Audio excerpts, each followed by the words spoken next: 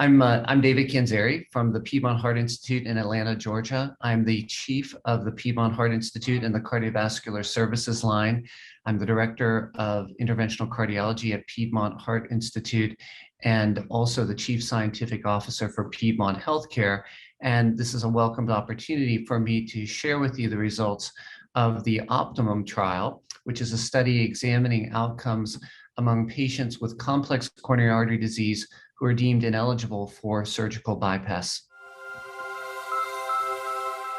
Patients with complex coronary artery disease, and specifically multivessel coronary disease and/or left main disease, and yet who are determined to be ineligible for coronary artery bypass surgery, represent an increasing patient population, and the prevalence of which is estimated to include at least 1 in 5 individuals who are identified with left main and/or multivessel coronary artery disease.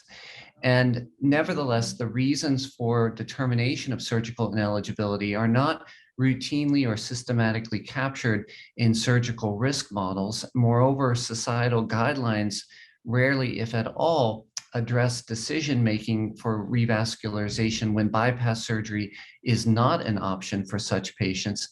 And patients who are surgically turned down are systematically excluded from clinical trials. And there are no contemporary data with regard to the outcomes of these complex patients undergoing percutaneous revascularization. And there are no data whatsoever with regard to health status outcomes when PCI is selected.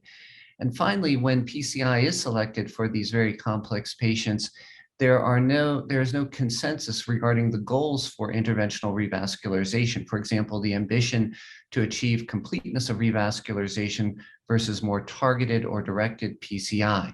So with the recognition that worldwide these patients are becoming increasingly prevalent, increasingly commonplace in the cardiac catheterization labs, and in the context of this momentum for more complex interventional procedures and expanding skill sets, we found a dire need to better examine the outcomes for these patients and inform clinical decision-making.